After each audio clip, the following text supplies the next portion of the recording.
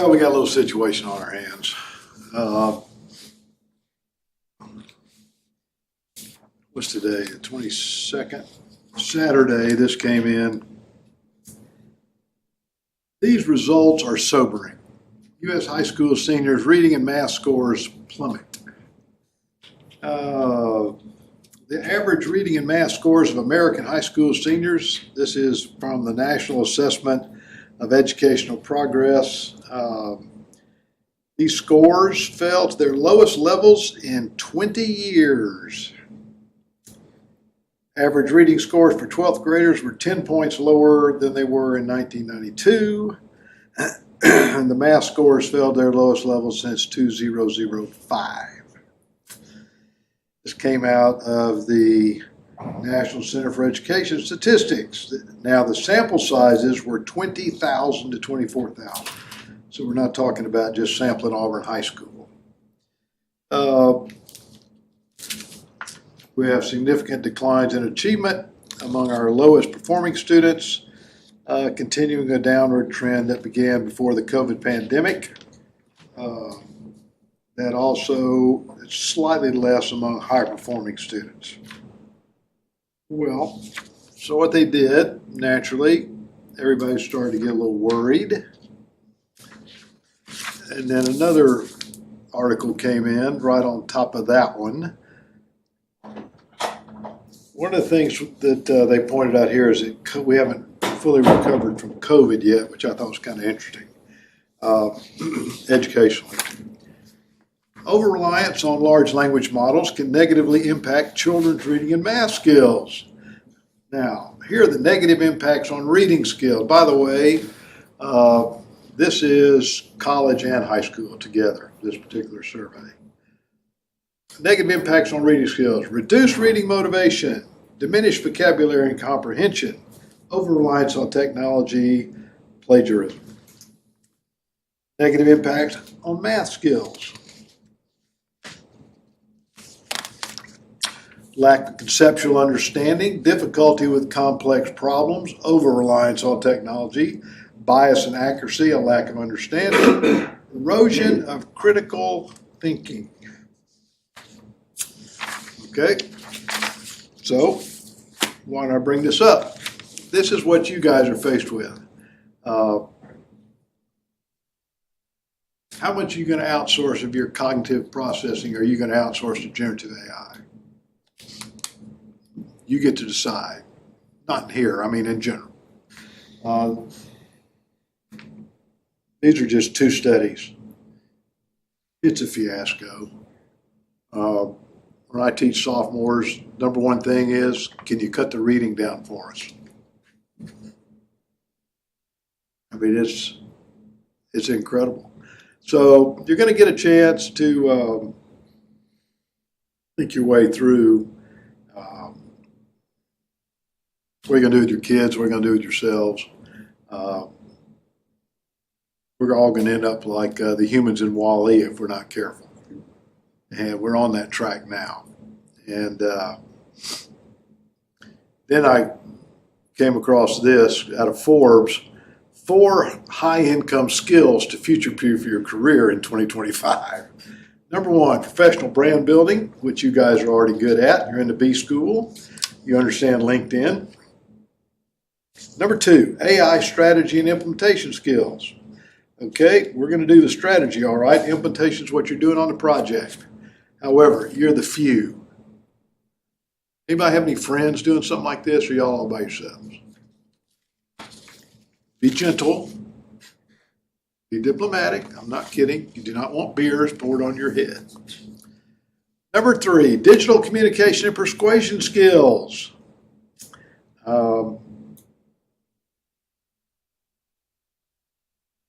You guys are not bad as long as you don't over-rely on large language models. Number 4, cross-functional leadership skills.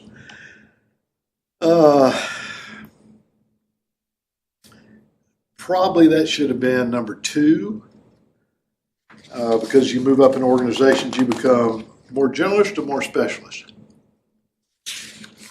Generalist. More generalist, which means if you get a chance to get out of your functional area as you're moving up, do so. This is really sobering. The reason I brought it up was when you get to the, you're working through your projects, and as I said, I want you to use GPT. It's a great tool. But what we're going to be talking about henceforth is blocking and tackling. Okay, so the first thing we're going to do Wednesday is the UPS case, but everything else we talk about is generative AI, tip of the iceberg. We're going to be talking about the iceberg. Okay, we'll finish up with generative AI because it's a great business tool if you don't screw it up.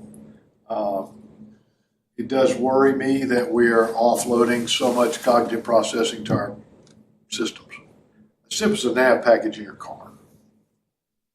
You know, people can't read maps anymore, and they can't drive stick shifts, and we talked about that, and it's got to be pretty serious. And so I'm going to put up a couple of scenarios on an announcement this afternoon about bias, variance, overfitting, underfitting. Now, you can take these scenarios, which are one paragraph long, and you can run them through GPT, and it will, or Claude, and it will describe bias, variability, overfitting, and underfitting. Obviously, it's not going to be graded, so how should you do it? Do it yourselves, and then back check with GPT if you insist. Okay? That's going to end up being, that kind of thought process is going to be pretty important. So, just a word to the wise, we're having an existential crisis in higher education and K-12, well, K-6 to 12, about what in the world we do with generative AI. I mean, it is a nightmare. So, back to blocking and tackling. These systems impact the organization. When you read the UPS case, you'll see keep the human in mind. So this is where we are. It's not getting any better. It's getting more intense naturally. You guys know what the job market is for entry-level people. So these disruptions start small, lower performance in the beginning, then they start with a subset, get to a tipping point, and it tends to take out the established players. Now, as I said, AI is the disruptive technology of your generation, of our planet. So you're going to get an innovation. You're going to have new processes, product, service, and operations. When you see these blocking and tackling cases, these are high risk, high reward. They run in the background. They can fail, and so we'll talk about how to get around that. Obviously, we're transforming the way people interact with technology. This is not always good. New markets and obsolescence comes with what? Kicking and screaming. You guys are all going to become experts in change management. Believe it. Okay. Established companies concentrate on the wrong things. We've already talked about that with Blockbuster. Probably run by MBAs, really heavy concentration on 90-day thinking, profit and loss, financial engineering, let's buy back our stock, et cetera, okay? And maintaining existing customers. Well, remember Kodak. The founder of Kodak said he's making memories, and the executive said what? We're in the paper and chemicals business. Okay, they died. Now, George Eastman died a wealthy man because he had enough sense to sell a lot of his stock in time. All right, so we got that. This is where you are. And by the way, guys, and that goes for you in outreach land too, y'all are really in the minority. Let me go back. AI is claimed by computer science. They could not be more wrong. Okay, I think it's great. Y'all remember the three things? Business professionals, analysts, and data scientists. They live over here in data science land. Are they important? Yes. They're the tip of the iceberg.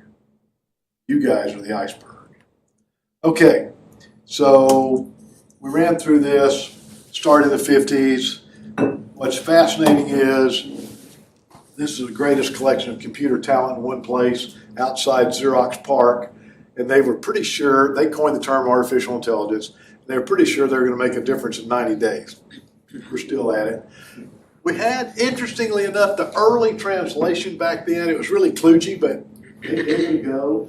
And they played games back then, not victoriously, but just think, from the 60s to now with exponential thinking, that's forever. We're doing this in a day. Okay? So then you came with expert systems. Now, are you guys familiar with these at all? It's a set of if-then rules. Okay? One of the most prominent ones was called MYCIN, M-Y-C-I-N.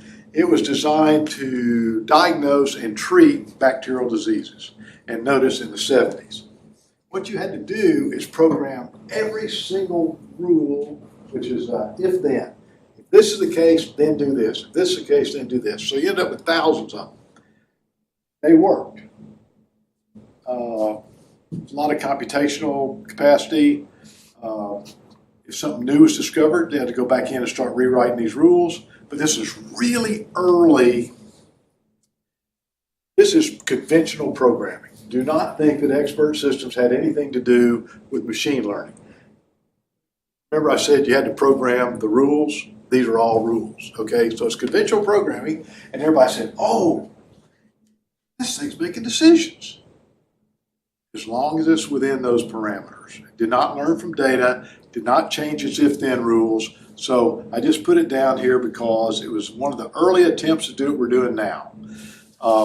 Expert systems versus AIML, they can make inferences, they can arrive at conclusions, they offer advice or recommendations. Yeah, that's right.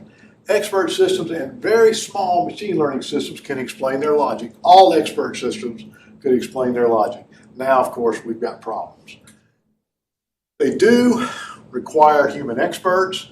I would love to say keep the human in the loop, but if you'll notice with the generative AI models, they're so big, we push the humans out of the loop and we're having all kind of problems. But with blocking and tackling, the human stays in the loop. Now, expert systems require human experts to provide knowledge. This was a big mess because as soon as we went to human experts to ask them for rules, they typically asked, every time we went there, I was in on this, they said, why? What's the first thing you think of as a human expert?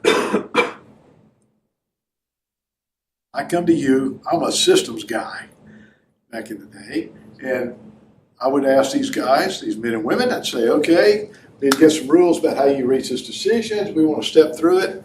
And they would ask me, what is your purpose? What were they thinking? Every single time.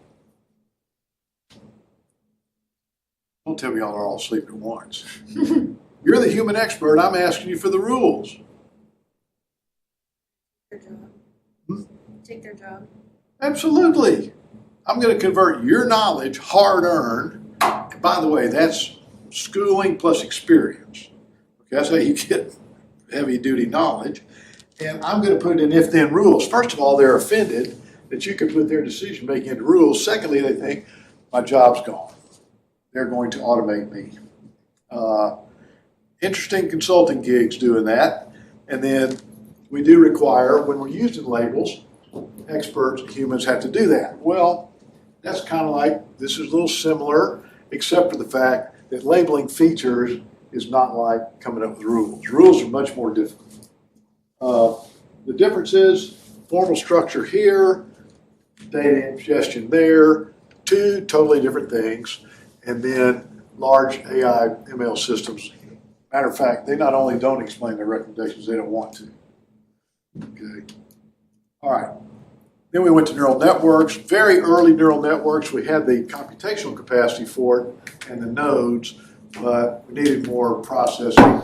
Big data came in, thank goodness, GPUs. Then these advances in machine learning and deep learning came from these two things. That was good.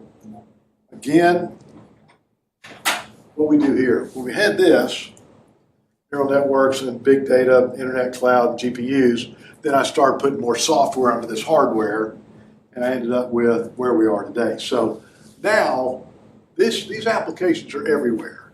And so the large language models that come in, blocking and tackling was right here, and it came on in all the way. So this has been quite a journey.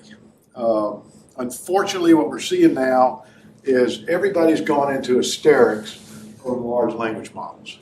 When you see training courses cropping up, your organization offers you training, they're going to hit you with generative AI. Ask where the blocking and tackling applications are. Okay, very straightforward.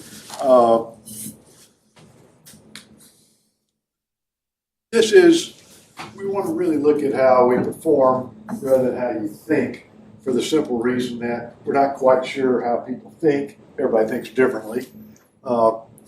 Experience here, that comes from data, ambiguous contradictory messages, and then you really like to see successful application of new situations. This is, we got this. We can understand from experience with new data streams. Ambiguous or contradictory messages, probably in this area too, bring me more data. New situations, let's just say that right now that's being debated. The Turing test, we did not have that thing. Alan Turing was a great computer science pioneer back in the day, in World War II. So you got a person and a computer hidden from an interviewer. The interviewer asks a series of questions. If the interviewer can't distinguish which is a computer, which is a human, the computer passed the Turing test. Well, given a couple years ago, the generative AI has passed the Turing test. Okay, nobody has any idea now which is a computer, which is a human. That Turing test was really important 20 years ago. With the real blocking and tackling AI, that's not so much, but it's kind of cool back then. Y'all know the difference between weak and strong. Now, super AI, which is artificial superintelligence, I don't mess with this much. This is something I think the computer science has put in. Just for our purposes, I got narrow, task specific. Now we got strong, weak and strong. And this is, matches or exceeds human intelligence. I think this is self-awareness. That's what they call this. I say tomato, you say tomato. Okay. The point is, we're task specific right now. Okay, so this is great. Machine learning is not, like I said, we're using it synonymously. The algorithm is what you're learning. It's a set of instructions, and we're doing 7 or 8 of them. And what happens is you apply clean data to the algorithm. When you do that, you get the model. So you're developing machine learning models. Okay, this is you. Notice the word business up here. It has nothing to do with College of Engineering or computer science is located. Every one of those people is going to graduate. Where they're going to go? They're going to go to a business or an organization, profit, nonprofit, public sector, private sector. They're going to be in an organization. So they are going to be doing their thing, trying to put it in some kind of context. Who gives them the context? Okay, so it can do any number of things, and you can almost guarantee if your system works, and I mean the blocking and tackling now, from now on, until we get to generative AI in November, we're talking about blocking and tackling. If you get there and it works, you are going to beat your competitors. There's just no question about it. It's already happening. What happens is you'll end up finding competitors. If they have not gotten into it, they'll be fast followers when you have success. If you don't, they'll sit back and go, boy, we made the right decision. Better decisions, naturally.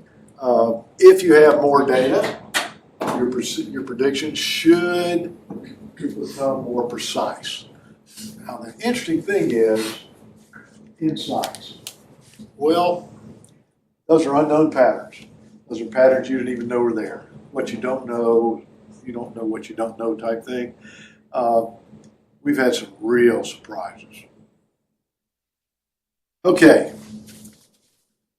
Notice, working with these applications is no longer just for technical professionals.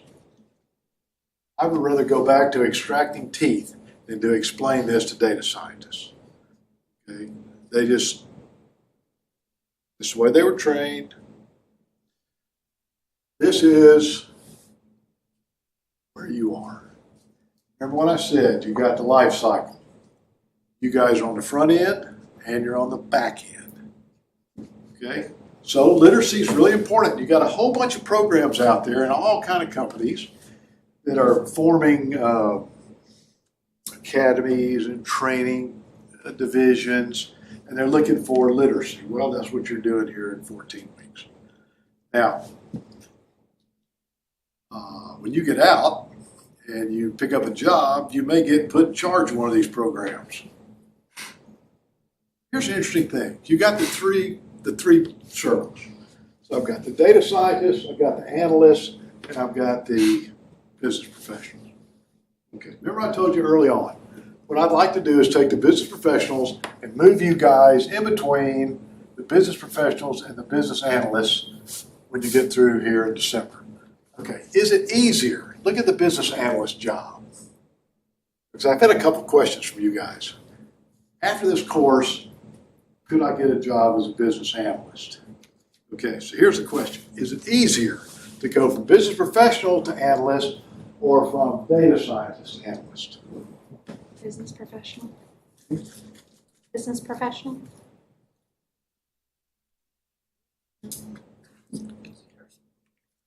You right? I think it's easier to come from data scientist. Oh, well, you already have the technical knowledge. Now you just need to learn some of the business side of stuff. Some of the business. If you're just doing the business analyst, you're not making all the high-level decisions, you're just analyzing them. This is an interesting question. You're smack on. You're exactly right. It's much easier going from business professionals. Think about this. You guys, after one project with an interesting data set, with a little more statistics laid on, maybe some more predictive analytics, you'll be fine. You can talk to the data scientists, especially after going through the data cleaning that you're going through. Remember, that's 80% of every project.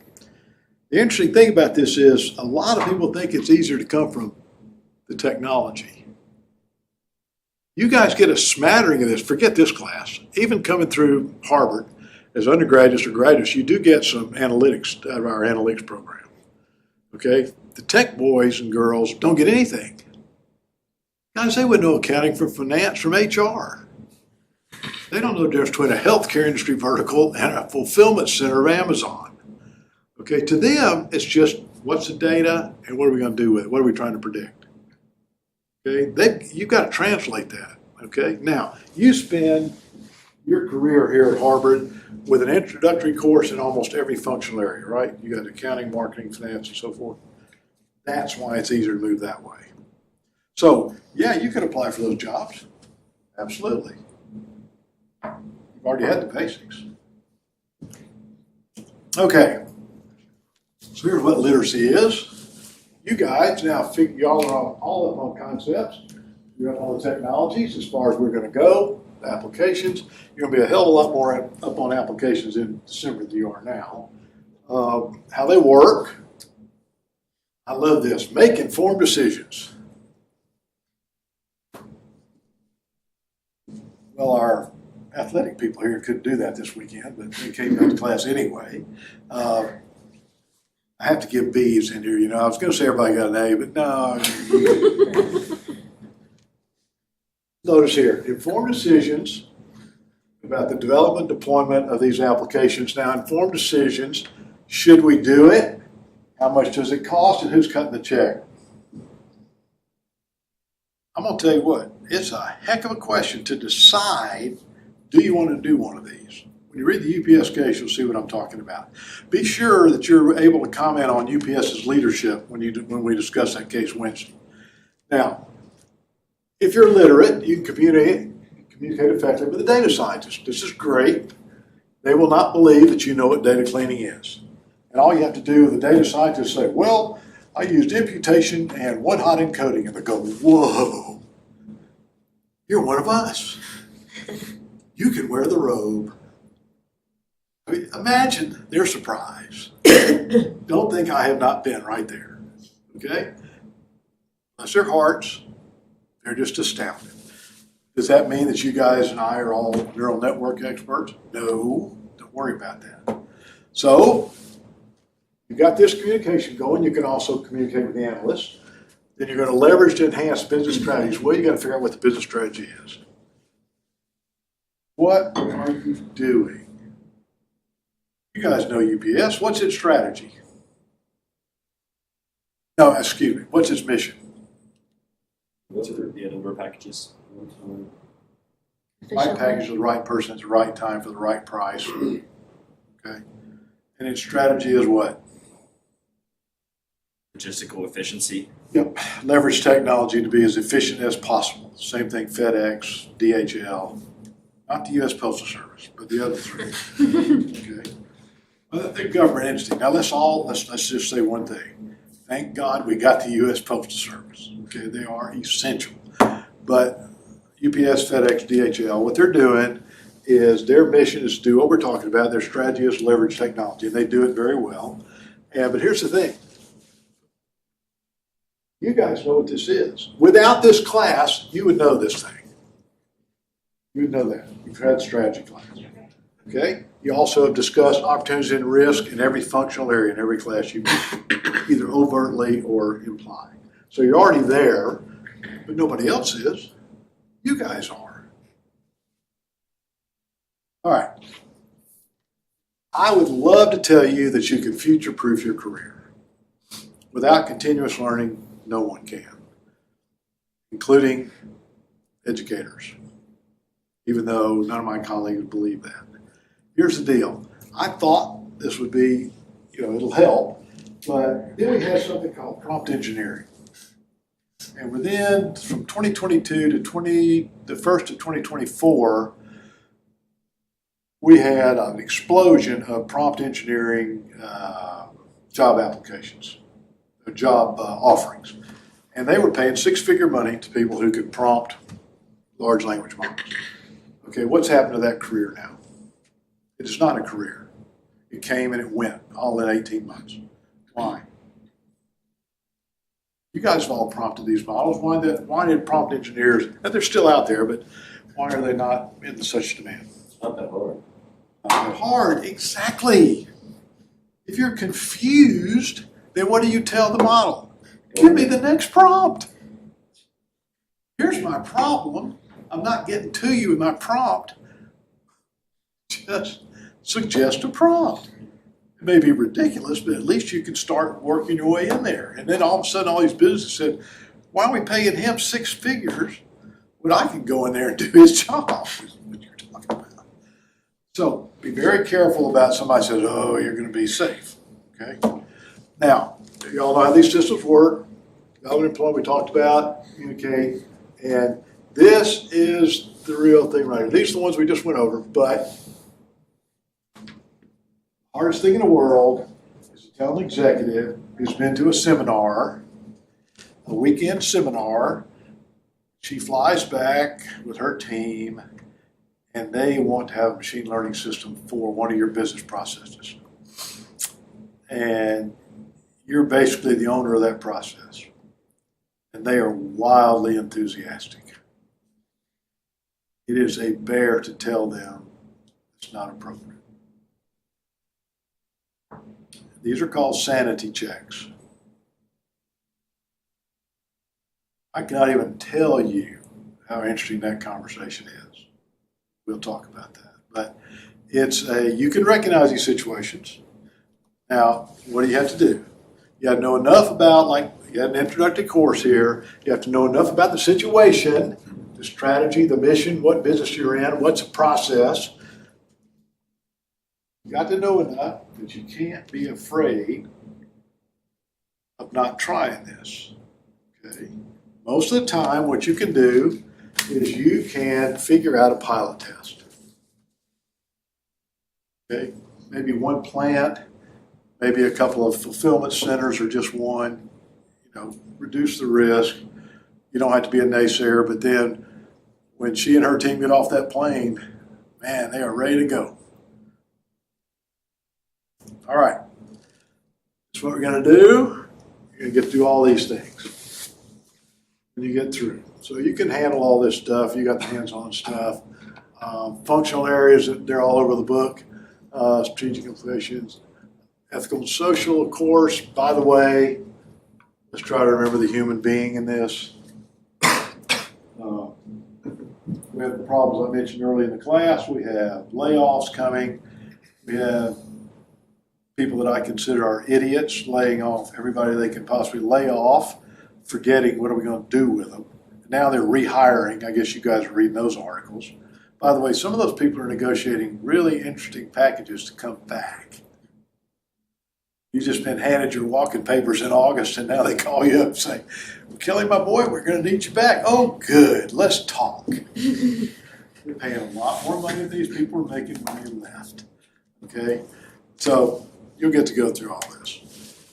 Now, you've got the business problem, which you guys have addressed with your data sets. Okay? So you've got to, basically, you're going to pick out which feature. That's very straightforward. And it's nothing to do with what we're going to be talking about here with blocking and tackling. It's just a very small sample. Determine if it should be addressed. You got the data. This is really great here. Prepare the data. You got the algorithms, develop the model, analyze, improve, and so forth. Okay, that's what goes on in the world. This is your life cycle. Not one step in there. Let's see.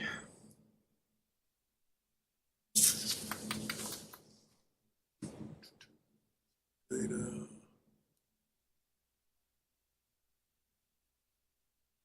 There's not one step in there that you guys won't be involved in. Okay, there are your roles. Everybody remembers this. It'll be, oh, by the way, we're going to put a fourth circle in here. This is before Kelly's class. This is after. Okay, we're going to put another circle in right here. You guys will be right there between. Okay, this is what you do. Now, more than likely, you guys and everybody out there is going to be a domain expert in a particular functional area. Give or take, accounting, marketing, supply chain, so forth. You may have a specialty in your company that doesn't quite fit in there, could bridge a couple. Then you're going to get to prioritize the why instead of the how. You'll know how to do the how, or at least an introduction to it. This is by far more important. Come from any university major. Do not think that we're limited here to people at Harvard. We're having interesting discussions right now with College of Nursing and pharmacy, et cetera. Some people in education are starting to wonder about this, the blocking and tackling part. But I think they're kind of stuck on generative AI. So just understand this applies to everybody. I had a student in here the other day. She's in Auburn High School, and she's a friend of a student of the daughter-in-law's. And she said, well, I'm going to major in genetics. I said, well, that's great. What kind of genetics? Just genetics. I said, well, look at computational biology, look at computational genetics, and get everything you can on AI, because the whole field's running AI. That's all they're doing. And now she's trying to figure out what that means. So you're going to identify these problems and opportunities that come strictly for us. Now, once you get problems and opportunities, which, by the way, will occur to you since you'll have a forest fire on your desk, then you'll develop cases and objectives, the business case, the use case. You'll provide your domain expertise, and then this comes in here. Business requirements and constraints to the team. You're the ones with business requirements. Those things are basically not negotiable. They may be with other business professionals, budgetary constraints, but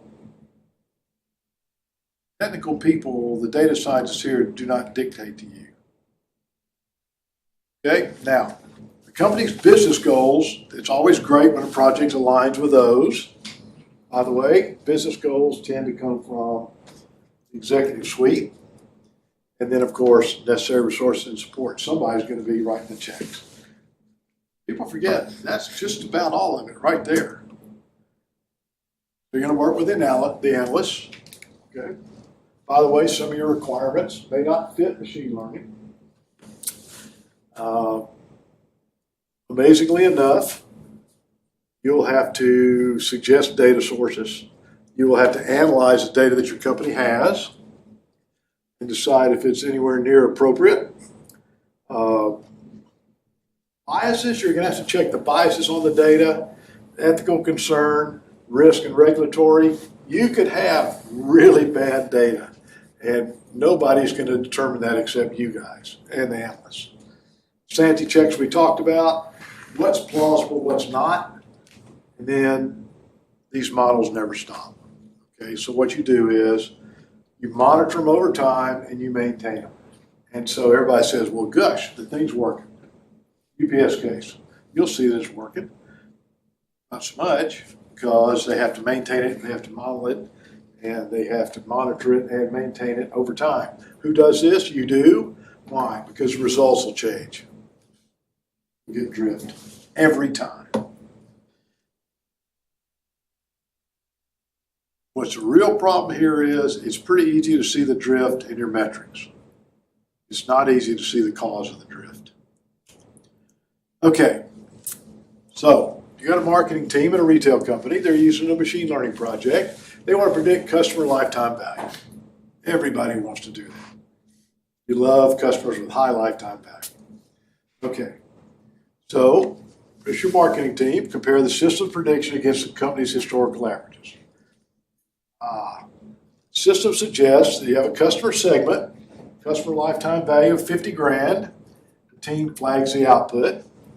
The reason is, these are the marketing teams of business professionals.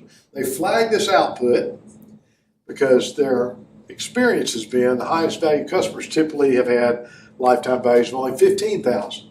So they're trying to suggest a customer segment that you don't have, or at least their experience has been you don't have it. Okay, well, the team goes back and they examine the features. Okay, you've gone back to the data. You can see the input variables that are making the prediction. It says the customers who make small purchases but browse frequently have a high customer lifetime value than customers making large regular purchases. Well, it's a little counterintuitive. It contradicts the team's established knowledge as they investigate further, as they dive in there deeper. Okay, so now they're validating the system's prediction against the actual purchase data from their customer relationship management system, which everybody keeps. Predicts high CLV for customers age 18-24, but that group has the lowest repeat purchase rate. So they go in there deeper. So they get in touch, the marketing team gets in touch with the sales teams, there's your direct customer contact. That particular customer segment is highly valuable. Sales rep have trouble engaging with them. Okay, by the way, this is a real case. All right, now, team, you're going to get in consultation with everybody, the team itself, the business professionals, with analysts and the tech people. The system is placing too much weight on website browsing behavior without considering the actual purchase history. So they refined the parameters, improved the accuracy, and things got a lot better. But here's the key. You get together as a team, now not everybody, just group representatives from each group, and you look and see weight. Now you guys are all doing classification regression. So you can pick out which particular features are highly significant versus those that are not.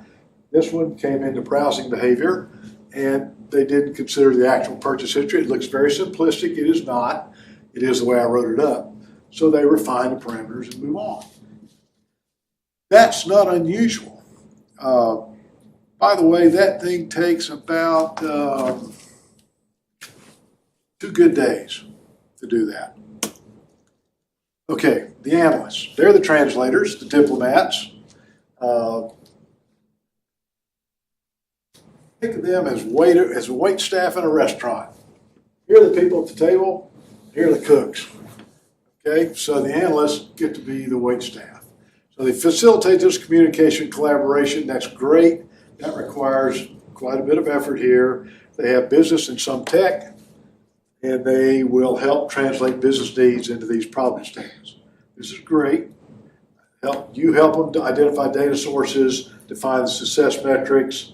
We're going to have to talk about metrics because right now we're all thinking that metrics are accuracy, precision, recall. Okay, those are the technical metrics. There are these success metrics here, guys, are business metrics. All right, they communicate technical solutions to the business stakeholders. That's great. And they help data prep and model evaluation. Just exactly what you would think. Okay, here are the tech guys. These men and women, they deploy the system. They develop it and deploy it. Remember, the data just keeps flowing in there like a fire hose. Prepare it for model training and evaluation. This actually gets to be interesting because training versus test. They select appropriate algorithms. They optimize and train and so forth. They'll evaluate. Once they get to right here, this is exactly where we are on the project.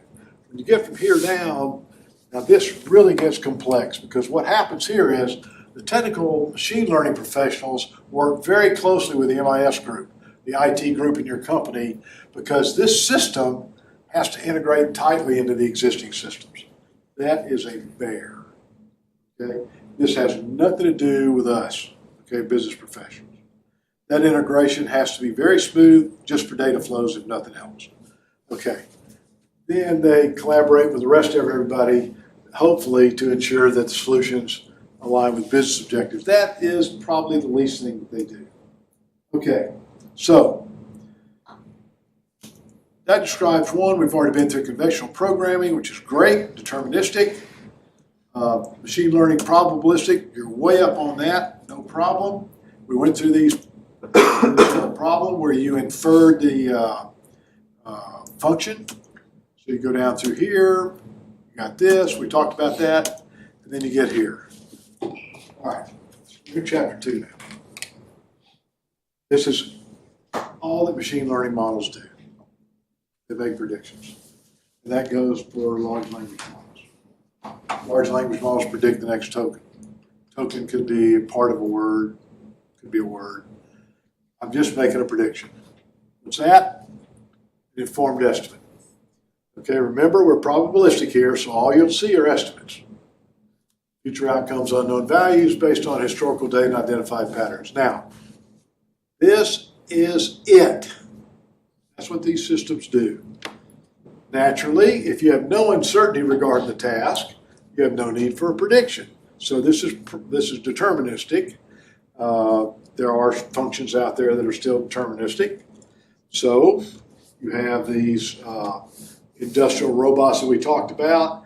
They're explicitly programmed. That's where I don't have a prediction needed necessarily for industrial robots. Some you do. For example, we now have these big arms that are starting to have safety built into them with generative AI. So I'm having to make prediction what to do if a human gets in the loop. But for these big arms like the Nissan factory I showed you, all that is highly programmed and every single step down to the millimeter. So I don't worry about predicting it. Okay, these are types of predictions.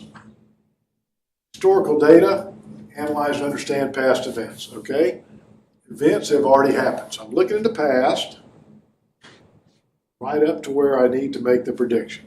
I've learned what's happened, and I want to gain insights that can influence future decisions. No problem. Customer churn. Past customer data, it's a really big deal. Millions of dollars spent on these programs, and humans can figure out mitigation if they need to. I'd love to encourage customers to stay. We talked about false positives, false negatives. Okay, now, real time, a little bit more interesting, if you will. You're analyzing data. You got historical data already. Now you're analyzing data as it comes in, almost in real time. You want to make immediate decisions and make real-time actions. Now, digital or physical, this is real time. Credit card, transaction fraudulent, email spam, customer data to make personalized product recommendations. You're not going to wait 10 minutes for Amazon to tell you another suggestion. Okay, so these are digital actions made in near real time. Now, physical, well, digital is pretty straightforward. We've had that around forever. Everybody loves it, no problem.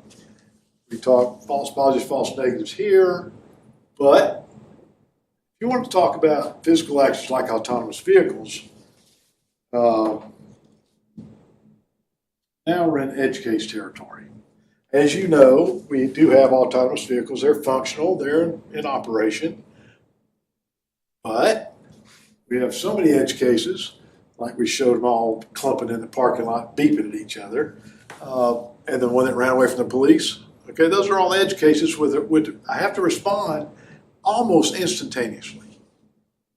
A ball rolls out in front of you, a kid runs out in front of you, something happens, that car or truck has to respond.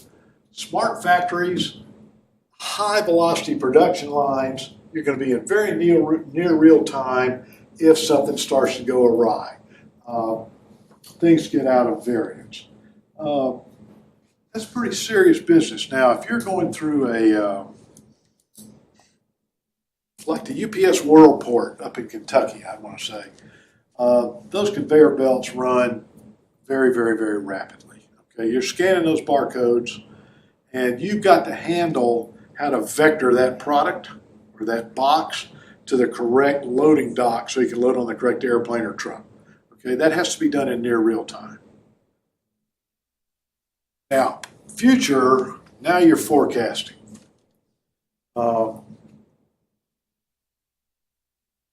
This gets into, shall we say, a little more uncertainty. Okay, say you want to predict future sales performance. You analyze all this stuff, okay, and I want to optimize logistics. Well, we do this all the time, constantly. People forget how important the weather is, that we can actually bring that data in. It's digitized. Promotions, demand fluctuations, so forth, all up and down a supply chain. I don't know what we're teaching our supply chain majors, but these are the kind of features you have to consider. You're making predictions. Okay, we do have advantages to these things. Should be great. Decrease human error, okay. Automating analysis of financial audits, reducing, that goes to what you were talking about the other day. They said they had to sign off on everything. Remember you were talking about that, you were talking to that accountant? Oh, yeah. And he was, oh no, we'll always have to sign off. Yeah, okay, well they will after this is done. Of course, discover insights, looking for shopping patterns, etc. Reduce costs, that's great idea. As you know, though, those giant data centers with generative AI are, shall we say, going the opposite way with energy. Customization, personalization, naturally, you guys have that going on all the time. Now, the disadvantages are great. It's not the solution to every problem. It's task specific. It is somewhat difficult to apply to different tasks depending on the problem, and they don't manage these types of tasks really well. Open-ended, unstructured, non-sequential, creativity or intuition as you would expect. Now, require the ability to do something wisely, not just precisely. That's interesting. And then require the ability to manipulate physical objects with dexterity, especially in unstructured environments. As robot hands get better, this is diminishing rapidly, and the task-specific machines. So that's difficult to get at in those cases. So that first one, open-ended, unstructured, non-sequential. Okay. You're in strategy. You want to enter recommendations for entering a new market. Look what you have to put in there. Ambiguous market signals, of course, geopolitics, cultural differences, especially if you're global. Notice you have cultural differences even inside a country, subtle social norms, customer preferences, business practices. They're interdependent, don't follow a clear sequence. Notice what you've got. You can get data analysis, but you're going to have difficulty analyzing all these complex factors. That's interesting because market signals, that requires some knowledge. Geopolitical factors, very difficult. Cultural differences, just as difficult. So none of this is simplistic at all. So machine learning, not quite there yet. Creativity or intuition. I want to develop a campaign, advertising campaign. Culture, emotional response, that's exactly what they want. Original concepts that surprise and delight current potential customers. That's marketing 101. You can get a whole lot of variations on existing ideas, but creative concept, outstanding cultural experiences, right now that's owned by humans. Wisely, but not precise, not just precisely. All right, you got a conflict. You're the HR manager. Now, you know you're going to have policy guidelines. Okay? You can follow it precisely, but if you have an emotional quotient and you've got some kind of wisdom, you're going to try to come up with a win-win every time. Okay? So what do? You're going to read the interpersonal dynamics, understand office politics, and then try to come up with a win-win every time. That's not machine learning. This is wisely. I follow the guidelines, that's precisely. By the way, if you fall back on the guidelines every time, you might miss an opportunity to keep both employees, and a whole lot of good things could happen. So you try to think your way through this. I have a question. All right, we've got this physical objects. So here's a maintenance technician. So he's troubleshooting a manufacturing line problem. He's got to squeeze into tight spaces. He has a feel for vibrations. I tell you what, if you want to get right in here, think about the mechanics on the jet engines on your airplane that you're getting ready to fly across the ocean. Okay, those guys been there. Those men and women, they're well aware of the tight spaces, unusual vibrations, smells, the look of things. They've got to manipulate their tools at odd angles, and they get tactile, how they sense things, feedback. You can do that in controlled environments, but this requires a lot more knowledge. I'll give you something better. Your toilet blows up in your apartment. You got a plumber coming over there, okay?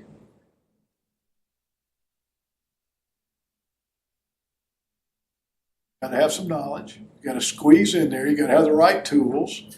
We don't have bots that'll do that right now, okay? Plus the fact, I'm not sure I want a bot fixing a broken toilet at the moment, unless some man or woman supervising that thing. Worse is electricity. Okay, that's much worse than having water problems. And so if somebody's over there fixing an electrical line, well, you've seen the people up in Alabama Power when a storm comes through. Not quite there yet. Okay. We got to have huge training data sets. Lots of money. And by the way, if you got to be having high quality, you got to fix that. But if I have to label them, I'm paying experts. Okay, you guys are well aware of correlation versus causation, which we will do Wednesday. All right, see you then. Yeah. Do you think that they're going to put restrictions on using AI in education systems? Restrictions? The only restrictions we have are to bring people in and take a test with a pencil and a piece of paper. Whenever they get out of our purview, like y'all